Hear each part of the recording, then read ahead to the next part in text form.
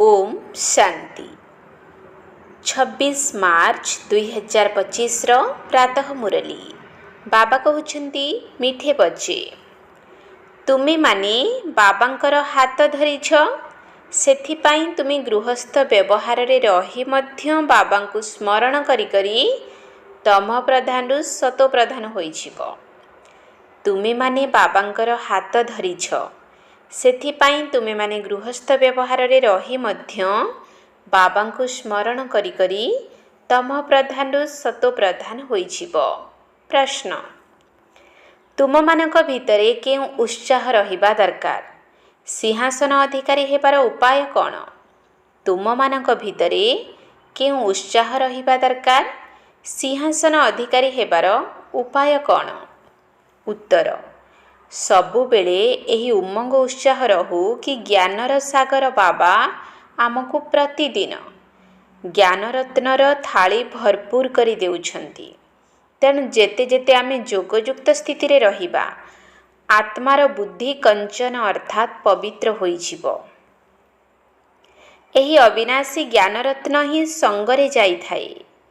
सिंहासन अधिकारी हेबा पाई अछि तो माता पिता को संपूर्ण रूपे अनुकरण कर, तांकर श्रीमत अनुसारे चल, अन्य मानको मध्य निज भली कर। ओम शांति। आत्मिक संतान माने एबे केउठी बसिछ? तेबे कहिबे आत्मिक पितांकर विश्वविद्यालय अथवा पाठशाला रे बसिछु। एकथा मध्य बुद्धि रे अछि जे आमे आत्मिक पितांक सम्मुखरे बसिछु। सेही बाबा आम मानकु सृष्टिर आदि मध्य अंतर रहस्य को बुझाउछंती, अर्थात भारतर उत्थान एवं पतन किपरि हुए एकथा मध्य कहउछंती। भारत जहा पवित्र थिला ताहा एबे पतित होई जाइछि। भारत मौडमणि थिला, पुणी किए एहा उपरे विजय प्राप्त करिला? रावण। राज्य पद को हराइल तेणु पतन बोली कुहा जीवना। एठारे एबे केही राजा तो नाहंती, जदि भी थिबे तेबे पतित ही थिबे। एही भारत रे ही सूर्यवंशी महाराजा महाराणी थिले। सूर्यवंशी महाराजा माने एवं चंद्रवंशी राजा माने थिले। एही कथा एबे तुम मानकर बुद्धि रे अछि। दुनिया रे एकथा केही जानि नाहंती। तुमे पिल्ला माने जानिछ आमर आत्मिक पिता आम माननको पाठ पढ़ाउछंती। एबे आमे आत्मिक पितांकर हाथ धरिछु। जदिও आमे गृहस्थ व्यवहार रे रहुछु, किंतु बुद्धि रे अछि जे आमे एबे संगम जुग रे आसी उपस्थित होइछु। एबे पतित दुनिया रु आमे पवित्र दुनिया को जाउछु। कली जुग हेउछि पतित जुग, सत्य जुग हेउछि पवित्र जुग। पतित मनुष्य माने पवित्र मनुष्य मानक आगरे जाई नमस्कार करुछंती। सेमाने मध्य भारतर मनुष्य अटंती, किंतु सेमाने दैवी गुण युक्त अटंती। एबे तुमे संतान माने जानुछ कि बाबांक द्वारा आमे मध्य एही भली दैवी गुण धारण करूछु। सत्य जुगरे तुमे माने एभली पुरुषार्थ करिब नाही, सेठारे तो प्रारब्ध मिलिबो। एही ठारे ही पुरुषार्थ करी तुम मानंकु दैवी गुण धारण करिबाकु हेबो। सेथिपाई सबु बेले निजकु जांच करिबा दरकार जे आमे बाबांकु केते समय मने पकाई तमो प्रधानरु सतो प्रधान हेउछु। तेबे जेते बाबांकु मने पकाइबो सेते सतो प्रधान हेबो। बाबा तो सर्वदा सतो प्रधान पवित्र अटंती। एबे हेला पतित दुनिया, पतित भारत रहिछि। पवित्र दुनिया रे पवित्र भारत थिला। तुम मानक पाखकु प्रदर्शनी आदि को भिन्न भिन्न प्रकारर मनुष्य आसुछंती। केही केही कहउछंती जेपरि भोजन जरूरी अटे, सेहीपरि एही विकार मध्य भोजन अटे। एहा बिना आमे मरि जिबु। प्रकृत रे एपरि कथा तो ठीक नुही। सन्यासी माने पवित्र रहुछंती, तेबे सेमाने कोन मरि जाउछंती? एभली जे माने कहउछंती तांको पाई बुझिबाकु हेबो जे सेमाने अजामिल भली पापी होइथिबे, सेथिपाई एपरि कहउछंती। तेबे तांको कहिबा दरकार कोन एहा बिना तुमे मरि जिबो, जाहाकु तुमे माने भोजन सहित तुलना करूछ? तेबे स्वर्ग रे जे माने आसीबे सेमाने सतो प्रधान अर्थात पवित्र निश्चय हेबे। पुणी परे सतो रजः तमह को आसीबे ना, जो माने पछरे अर्थात द्वापर और कलिजुगरे आसुछंती सेमाने निर्विकारी दुनिया तो देखी नाहंती। तेणु सेही आत्मा माने ही एहीपरि कथा सबु कहिबे जे आमे एहा बिना रही पारिबु नाही। जो माने सूर्यवंशी होइथिबे सेमानक बुद्धिरे तो तुरंत आसीबो जे एहा तो सत्य कथा। प्रकृतरे स्वर्गरे विकारर चिन्ह वर्ण नथिला।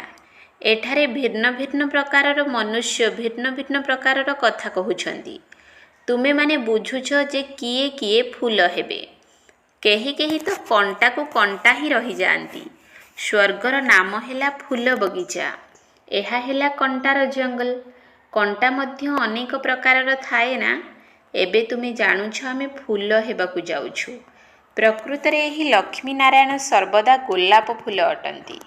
सेमानकु कुहाजिबो किंग ऑफ फ्लावर्स। सत्यजुग दैवी फूलर राज्य अटेना। तेबे निश्चित सेमाने मध्य पुरुषार्थ करिथिबे। तेबे ही पाठ पढ़ारु ही सेमाने एहीपरि होइछंती ना। तुमे जानिछ एबे आमे ईश्वरीय परिवारर होइछु। प्रथमे तो ईश्वरंकु जानि ही नथिलु। बाबा आसी एही परिवार तैयारी करिछंती। पिता प्रथमे स्त्री को आडप्ट करिथांती, पुणी तांको द्वारा पिलामानकु रचना करंती। बाबा मध्य यांकु ग्रहण करिछंती, पुणी एहांको द्वारा पिलामानकु रचना करिछंती। एमाने समस्ते ब्रह्मा कुमार कुमारी अटंती ना। तेबे एहा प्रवृत्ति मार्गर संबंध होइगला। सन्यासी मानकर तो निवृत्ति मार्ग। सेथिरे केही मम्मा बाबा बोली कुहंती नाही। एठारे तुमे माने मम्मा बाबा बोली कहुछ। अन्य जे सबु सत्संग रहिछि ताहा सबु निवृत्ति मार्गर सत्संग। इए एकमात्र पिता अटंती जहांकु माता पिता कही डाकी थांती। बाबा बसी बुझाउछंती भारतरे पवित्र प्रवृत्ति मार्ग थिला, एबे अपवित्र होई जाइछि। मु पुणी थरे सेही प्रवृत्ति मार्गर स्थापना करुछि। तुमे जानिछ आमर धर्म बहुत सुखदायी अटे। पुणी आमे अन्य पुराणा धर्म बालांकर संग काहींकी करिबु। तुमे स्वर्गरे केते सुखी होई रहुछ। सेठारे हीरा मोतीर महल रही थाए। एठारे जदिओ अमेरिका रुषिया आदि रे केते केते साहुकार सबु अछंती, किंतु स्वर्ग भली सुख एठारे होई परिबो नाही। सुनार इटारे तियारी महल तो केही करि परिबे नाही। सुनार महल तो सत्य जुगरे ही थाए। एठारे सुना ही काहीं। सेठारे तो प्रत्येक जागारे हीरा मोती लागिथिबो। एठारे तो हीरार मध्य केते दाम होई गलानी। ए सब पुणी माटी रे मिसि जीवो। बाबा बुझाउछंती नुआ दुनिया रे पुणी नुआ खणी सबु भरपूर होई जीवो। एबे ए सबु खाली होई जीवो। देखाउछंती सागर हीरा मोतीर थाली भरी करी उपहार देइथिला। सेठारे तो तुमको हीरा मोती प्रचुर मिलिबो। सागर को मध्य देवतांकर रूप बोली भाबुछंती। तुमे माने जानुछ बाबा तो ज्ञानर सागर अटंती। तेणु सबुबेले एही उल्लास रहू जे ज्ञानर सागर बाबा आमको प्रतिदिन ज्ञान रत्नर मोतीर थाली भर्ती करी देउछंती। बाकी ताहा तो पानीर सागर अटे। बाबा तुम संतान मानकु ज्ञान रत्न देउछंती, जहा तुमे बुद्धि रे भरुछ। तुमे माने जेते जेते जोगयुक्त होई रहिबो, बुद्धि सेते कांचन अर्थात पवित्र होई जीवो। एही अविनाशी ज्ञान रत्न ही तुम सांगरे नहीं जाउछ। तेबे बाबांक स्मृति एवं ज्ञान ही मुख्य अटे। तुम मानक भितरे बहुत उल्लास रहिबा आवश्यक। बाबा मध्य गुप्त, तुमे मध्य गुप्त सेना अट। अहिंसक गुप्त योद्धा बोली कहंती ना। अमुक बहुत शक्तिशाली योद्धा अटंती, किंतु तांकर नाम धामर परिचय नथिबो। एपरि होई परिबो नाही। सरकारक पाखरे प्रत्येकंकर पूरा ठिकाना थाए। गुप्त योद्धा अहिंसक ए सबु हेला तुमर नाम। सबुठारु प्रथम हिंसा हेला एही काम विकार, जे कि आदि मध्य अंत दुख दिए। सेथिपाई तो कहउछंती हे पतित पावन, आम पतित मानकु आसी पवित्र कर।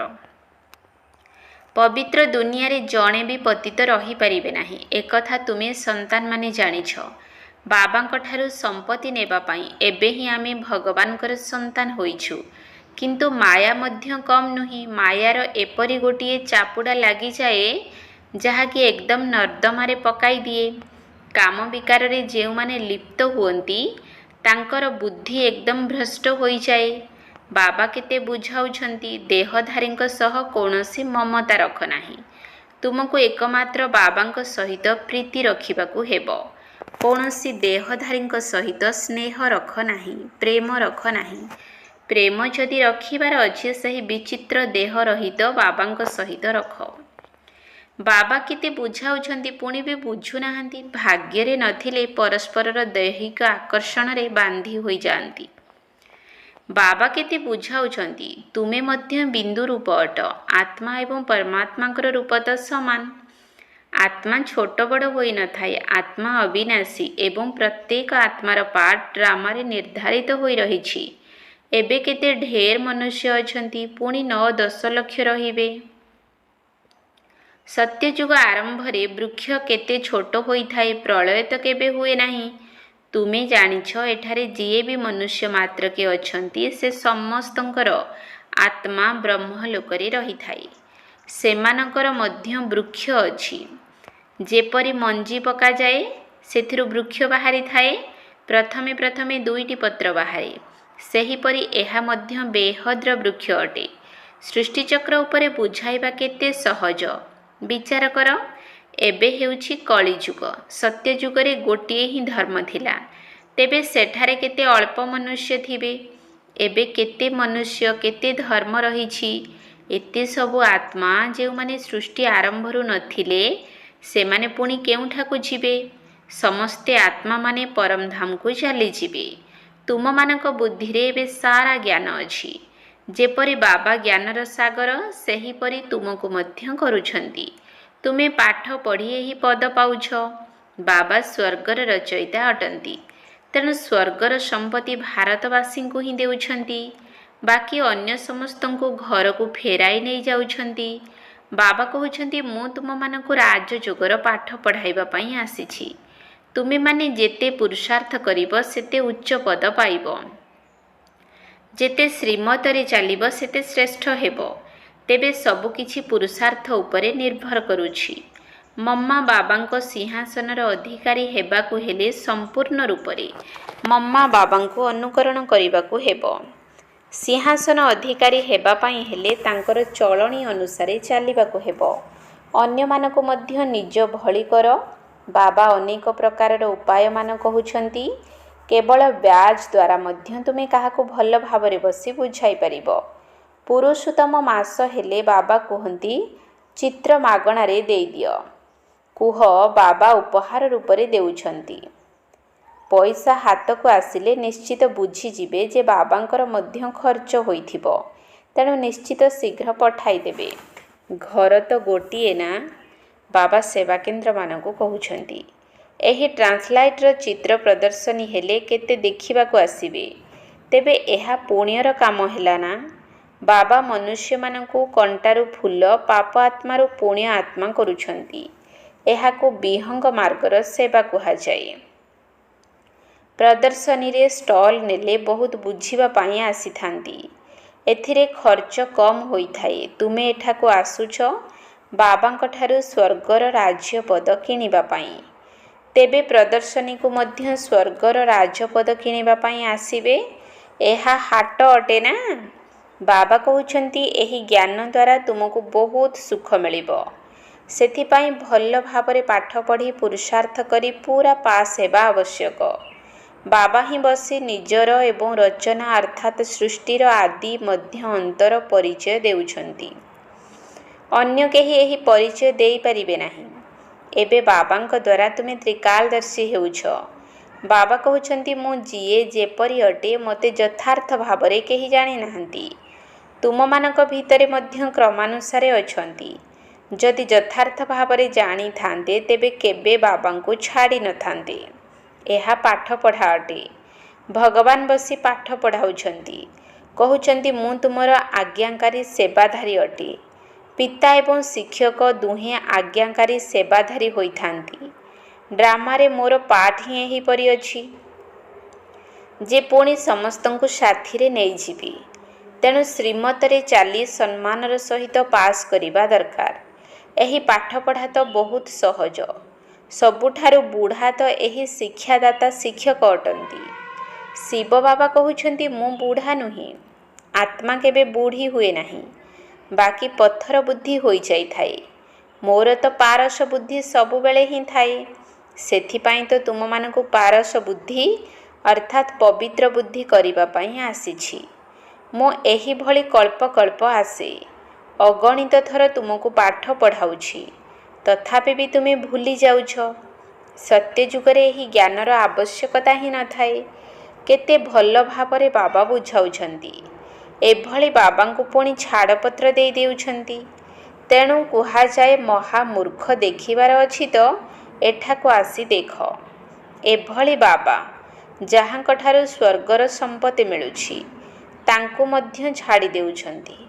ବାବା କହୁଛନ୍ତି, ତୁମେ ମୋ ମତରେ ଚାଲିଲେ ଅମର ଲୋକରେ ବିଶ୍ୱର ମହାରାଜା ମହାରାଣୀ ହେବ। ଏହା ତ ମୃତ୍ୟୁଲୋକ ଅଟେ।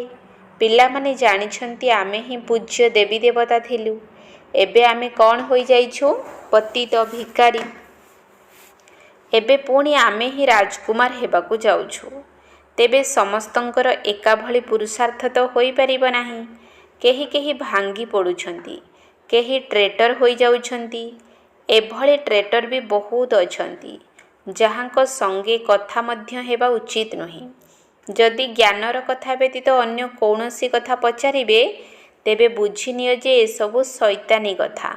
ସୁସଙ୍ଗ ଉଦ୍ଧାର କରେ ଏବଂ କୁସଙ୍ଗ ଦୁର୍ଗତି କରେ। ଯେଉଁମାନେ ଜ୍ଞାନରେ ପ୍ରବୀଣ ବାବାଙ୍କ ହୃଦୟରେ ବସିଛନ୍ତି, ସେହିମାନଙ୍କର ସଙ୍ଗ କର। ସିଏ ତୁମକୁ ଜ୍ଞାନର ମିଠା ମିଠା କଥା ଶୁଣାଇବେ।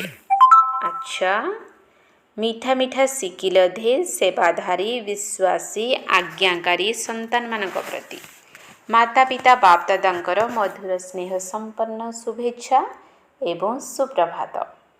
ଆତ୍ମିକ ପିତାଙ୍କର ଆତ୍ମିକ ସନ୍ତାନମାନଙ୍କୁ ନମସ୍ତେ। ଆତ୍ମିକ ସନ୍ତାନମାନଙ୍କର ଆତ୍ମିକ ବାପଦାଦାଙ୍କୁ ନମସ୍ତେ ନମସ୍ତେ ନମସ୍ତେ। ସୁପ୍ରଭାତ। ଧାରଣା ପାଇଁ ମୁଖ୍ୟ ସାର 1 ନମ୍ବର ପଏଣ୍ଟ। ଯିଏ ଦେହ ରହିତ ବିଚିତ୍ର ଅଟନ୍ତି, ସେହି ପିତାଙ୍କ ସହିତ ହିଁ ସ୍ନେହ ରଖିବାକୁ ହେବ। କୌଣସି ଦେହଧାରୀଙ୍କ ନାମ ରୂପରେ ବୁଦ୍ଧିକୁ ଲଗାଇବାର ନାହିଁ। ମାୟାର ଚାପୁଡ଼ା ନ ଲାଗୁ, ଏଥିପ୍ରତି ଧ୍ୟାନ ଦେବାକୁ ହେବ। ଯିଏ ଦେହ ରହିତ ବିଚିତ୍ର ଅଟନ୍ତି, ସେହି ପିତାଙ୍କ ସହିତ ହିଁ ସ୍ନେହ ରଖିବାକୁ ହେବ।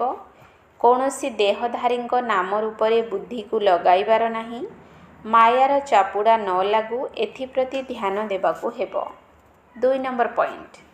ଯିଏ ଜ୍ଞାନର କଥା ବ୍ୟତୀତ ଅନ୍ୟ କିଛି ବି ଶୁଣାଉଛନ୍ତି, ତାଙ୍କର ସଙ୍ଗ କରିବାର ନାହିଁ। ଫୁଲ୍ ପାସ୍ ହେବାର ପୁରୁଷାର୍ଥ କରିବାକୁ ହେବ। ତା ସହିତ କଣ୍ଟାକୁ ଫୁଲ କରିବାର ସେବା କରିବାକୁ ହେବ।